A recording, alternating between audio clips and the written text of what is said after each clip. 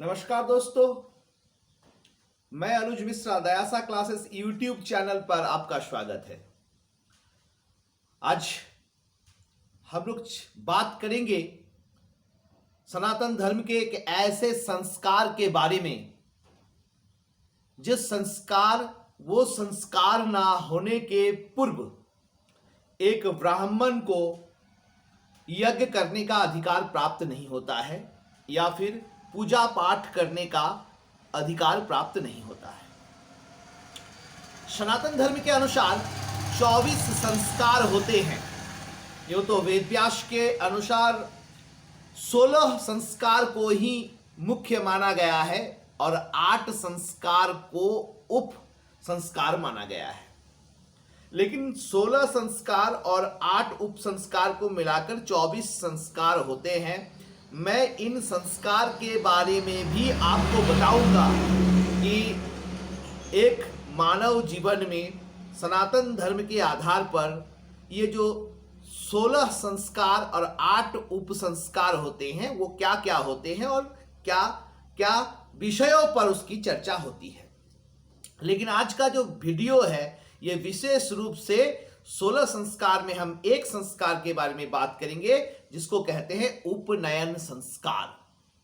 उपनयन संस्कार, इस वीडियो को आप पूरे तक देखिएगा, अंत तक देखिएगा। उपनयन संस्कार में मैं जनेऊ के बारे में बताऊंगा और ये जनेऊ का मैं वैदिक मत और वैज्ञानिक मत को मिलाकर इस वीडियो को बना रहा हूं। इसमें यह जानने को मिलेगा कि जनेऊ पहनने के पॉजिटिव इम्पैक्ट क्या क्या है और जनेऊ को लेकर वेद क्या बोलती है। और तीसरा पॉइंट, क्या जनेऊ सिर्फ ब्राह्मण ही पहन सकते हैं या फिर अन्य भी लोग जो ब्राह्मण नहीं है वो भी पहन सकते हैं। ये 3 मुख्य विषय है आज के इस वीडियो का, तो आप अंत तक देखिएगा इस वीडियो को। तो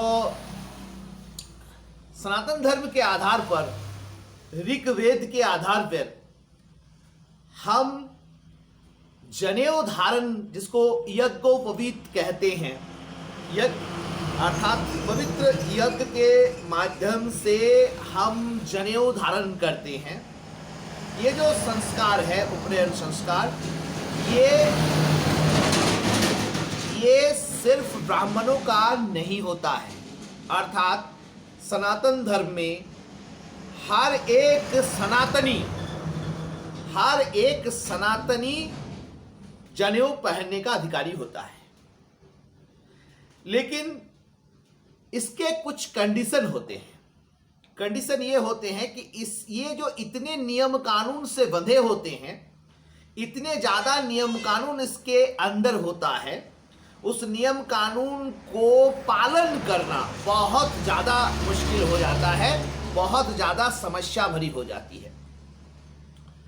इसलिए क्या होता है कि जो ब्राह्मण घर में जन्म लेता है वो बहुत सारे रीति रिवाजों को देखकर आता है और बड़े आसानी से वह इन सब को पालन करने में सफल हो जाता है, जिसके वजह से यह एक रीत पड़ गई कि यह सिर्फ ब्राह्मणों के घर में होता है और ब्राह्मणों को छोड़कर क्षत्रिय या फिर वैश्य या फिर शूद्र, वो ये सब के पालन में थोड़ा कमजोर होते हैं और उनके दिमाग में बैठा हुआ है कि अगर हम इसका पालन नहीं करेंगे तो ये हमें ऋणात्मक प्रभाव देगा, अर्थात जिसको हम लोग पाप कहते हैं। जिसके वजह से उन लोगों की जिंदगी से जनेऊ का जो ये सिस्टम है वो धीरे धीरे हट गया और ये एक डिस्टिंग्विश एरिया बन गया कि ब्राह्मण और कुछ क्षत्रिय ही इस सूत को पहनेंगे, अर्थात इस जनेऊ को पहनेंगे। अर्थात हमारा ये क्लियर कॉन्सेप्ट है। हमारा ऋग्वेद ये कहता है कि हम किसी भी सनातनी को जनेऊ पहनने का अधिकार प्राप्त है, लेकिन कंडीशनल है कि यहाँ के नियम कानूनों का पालन करना। अब नियम कानूनों का पालन करना बहुत मुश्किल होता है। मैं उन नियम कानूनों पे भी बात करूंगा कि कौन कौन से नियम कानून के पालन करने होते हैं। तो समझते हैं कि ये जनेऊ जो है ये बाया कंधा बायां कंधा से यह दाएं नीचे की ओर ये जनेऊ पहना जाता है। तो ये जनेऊ कितना लंबा होना चाहिए? मेरे अनुसार मैंने एक बना दिया और बनाने के बाद मैं उसे पहन लिया, कहीं पर भी गांठ लगा दिया, ऐसा नहीं है। ये पूर्ण रूप से वैदिक नियमों के आधार पर ही इसका गांठ तैयार होता है, इसकी लंबाई तैयार होती है। तो इसकी लंबाई है कि जो व्यक्ति इस जनेऊ को धारण करेगा उस व्यक्ति की अंगुल से, इस अंगुली से 96 अंगुल उसकी लंबाई होगी। इस अंगुल से 96 अंगुल क्या होगी? जनेऊ की लंबाई होगी। और जनेऊ में तीन तार मिलाकर एक चक्र तैयार होता है। 3 तार मिलाकर एक चक्र तैयार होता है और वैसे एक चक्र, 2 चक्र, 3 चक्र, अर्थात 3 चक्र मिलाकर एक जनेऊ तैयार होता है। अर्थात तार की संख्या कितनी हो गई? एक चक्र में 3 तार, तो 3 चक्र में 9 तार होते हैं। तो ये 9 तार होते हैं, तो ये 9 का भी मतलब है और इसके 3 चक्र होते हैं, इसका भी मतलब है। और ये जो 3 चक्र होते हैं जिसमें 3 तार होते हैं, एक चक्र जिसमें 3 तार होते हैं, उसमें जो गांठ बांधे जाते हैं वो गांठ 5 होते हैं। तो पॉइंट कहां पे है? गांठ की संख्या 5, चक्र की संख्या 3 और तारों की संख्या 9। एक प्रश्न यहां पर भी है कि क्या महिलाएं जनेऊ पहन सकती है? तो इसका भी उत्तर है कि हां, महिलाएं जनेऊ पहन सकती है, लेकिन यह भी कंडीशनल है।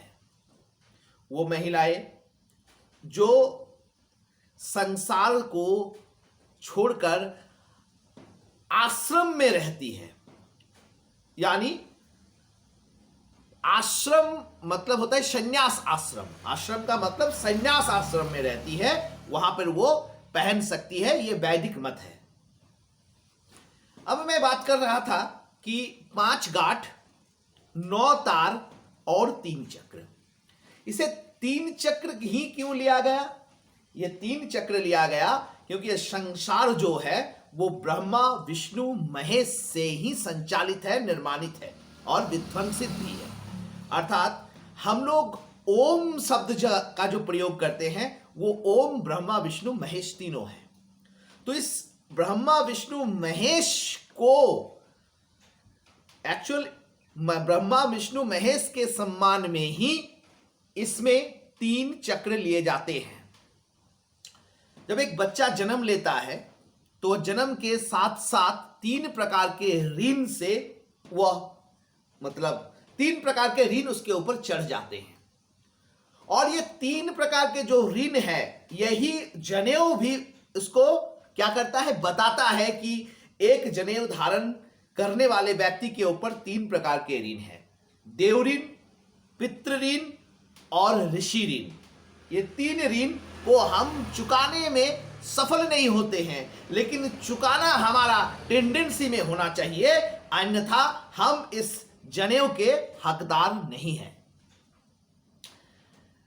और पसंद और नापसंद, खान पीन, रहन सहन के आधार पर ये 3 भागों में टूटे होते हैं, सत्व, रज और तम मतलब तामस। तो हमें किसे चुनना चाहिए? एक जनेऊ धारण करने वाले को कौन से नियम को चुनना चाहिए? क्या हम सत्व को चुने या हम रज को चुने या फिर हम तम को चुने? यह हमारे ऊपर निर्भर करती है। हमारे पास 3 धागे हैं और उस 3 धागों में हमें सत्व को ग्रहण करना चाहिए और ये दोनों हमारे साथ रहेंगे, लेकिन इसे हमें इग्नोर करना चाहिए। ये हमें जनेऊ बताता है, इसलिए हम इसमें 3 चक्र लगाते हैं। अब हम लोग सबसे इंपॉर्टेंट बात करेंगे गायत्री मंत्र का। गायत्री मंत्र तो हम लोग बोलते हैं, उच्चारण करते हैं, लेकिन गायत्री मंत्र के 3 स्टेप होते हैं। ये 3 स्टेप भी उस जनेऊ के 3 चक्र को संबोधित करता है।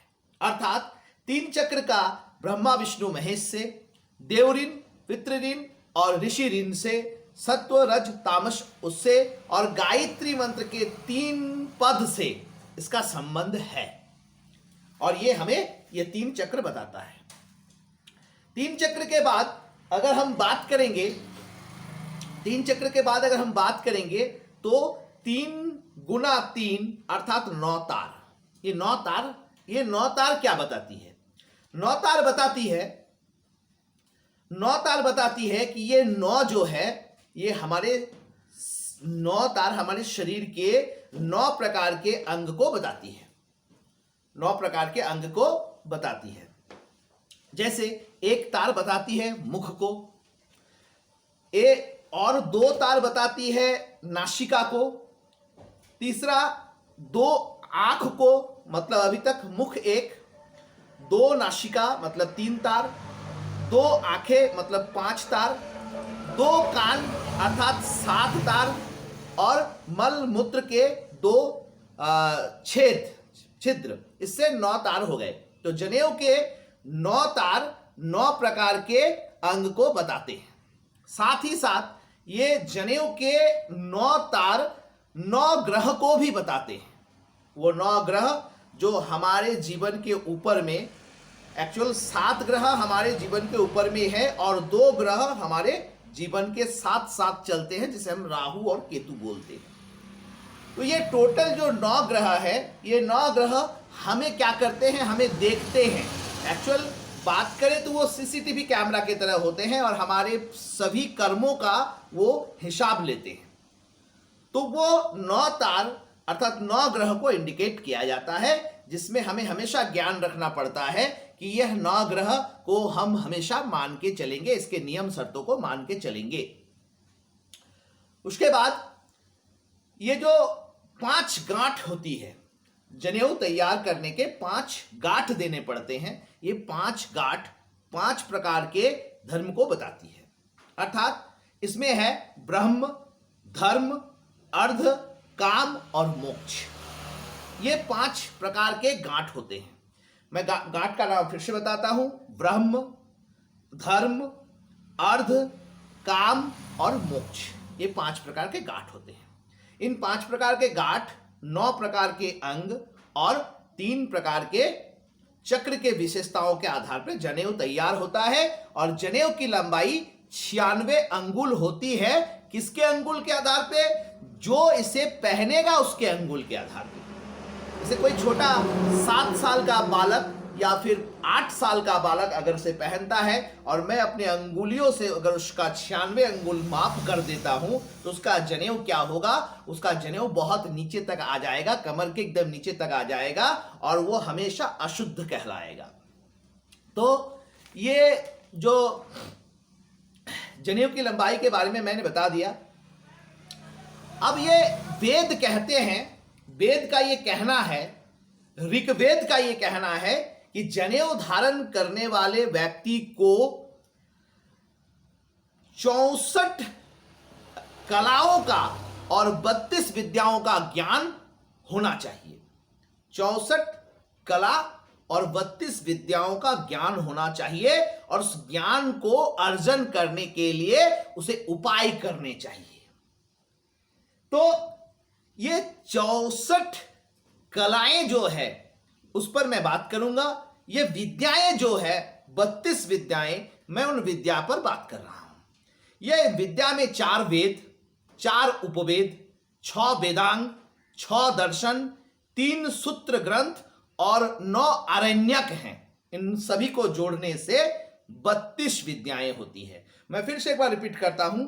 4 वेद, 4 उपवेद, 6 वेदांग, 6 दर्शन, 3 सूत्र ग्रंथ और 9 आरण्यक। अगर इनको सभी को जोड़ देते हैं तो हमारी विद्याओं की संख्या 32 हो जाएगी। तो जनेऊ धारण करने वाले लोगों को 32 विद्याओं का ज्ञान होना चाहिए, साथ में 64 कलाओं का भी ज्ञान होना चाहिए। माना यह भी जाता है कि एक व्यक्ति के पास इतने ज्ञान नहीं हो सकते हैं, लेकिन इनमें से किसी एक ज्ञान का विषय विशेषज्ञ उसे बनना चाहिए। ये जनेऊ धारण करने का उद्देश्य होता है और उस विषय को लेकर वो उसे ज्ञान देगा और उसे ज्ञान देगा, अर्थात वो टीचिंग वर्क करेगा, पढ़ाने का काम करेगा, शिक्षा दान करने का काम करेगा। और एक ब्राह्मण का ये सबसे बड़ा काम होता है, शिक्षा दान करना।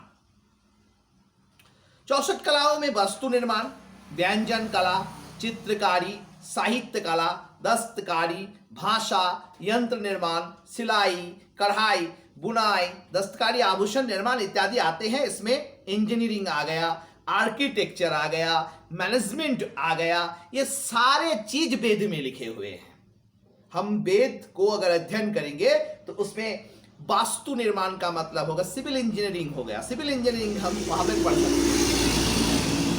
इस प्रकार व्यंजन कला का मतलब हो जाता है कि हम होटल मैनेजमेंट। तो ये सारी बातें वेद में लिखी हुई है।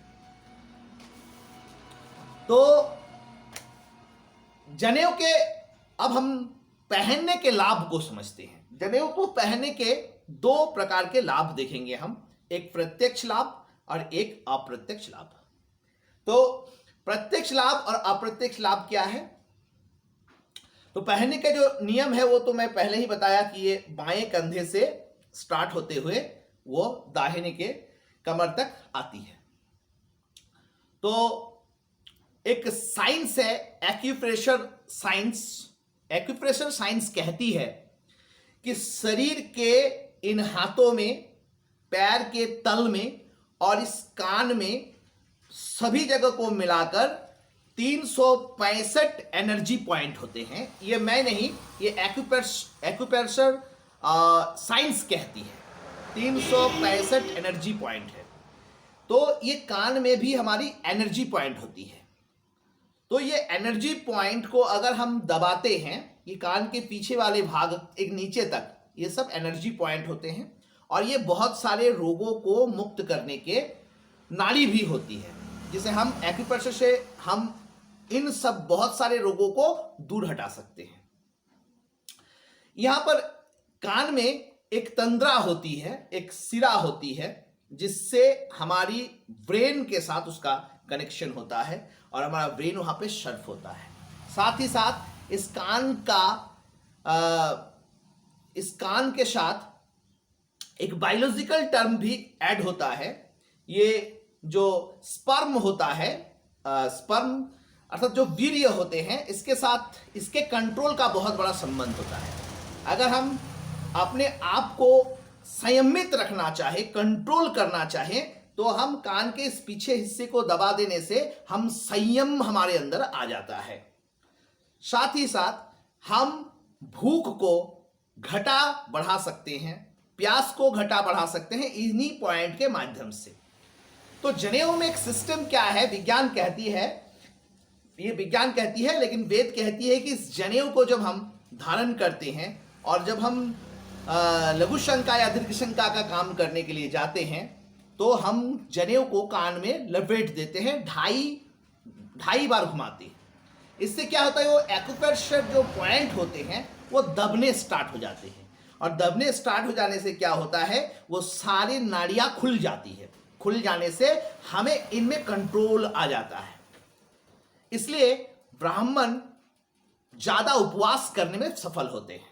अन्य कास्ट के तुलना में जो जनेऊधारी होते हैं वो ज्यादा उपवास करने में सफल होते हैं। यही एक वैज्ञानिक कारण है। साथ ही साथ मैं जनेऊ धारण करने के कुछ और विशेष कारण जिसे विज्ञान बताती है, मैं उसे बता रहा हूं। अगर हम जनेऊ को धारण करते हैं अगर यहां से, तो इसका एक जो 9 तार की जो 3 चक्र होते हैं वो छाती के जिस भाग से गुजरते हैं, उस भाग से गुजरने के दौरान क्या होता है कि वो हृदय के रक्त संचार को बहुत हद तक नियंत्रित करता है, जिससे हमारा रक्त संचार बहुत बढ़िया होता है और हम हार्ट के प्रॉब्लम से बहुत हद तक दूर हो जाते हैं। इस वीडियो में इतना ही जानकारी है। अब मैं नेक्स्ट वीडियो में आपको बताऊंगा कि जनेऊ धारण करने के क्या नियम है, उसे कैसे धारण किया जाता है, किन मंत्रों का उच्चारण किया जाता है और इसे लेने के विधि विधान क्या है। मतलब वेद के आधार पर हम कैसे जनेऊ धारण कर सकते हैं या कैसे जनेऊ को हम ग्रहण कर सकते हैं, हम नेक्स्ट वीडियो में बताएंगे। अगर आपको मेरा वीडियो पसंद आता है तो आप मेरे वीडियो को लाइक करेंगे, शेयर करेंगे और अगर आपके मन में कोई भी प्रश्न हो तो आप हमें कमेंट बॉक्स पर कमेंट करेंगे, मैं आपके कमेंट का उत्तर दूंगा और अगर वैसा हो सके तो मैं आपके कमेंट पर जो वीडियो बनाना है वो वीडियो में बनाऊंगा। धन्यवाद।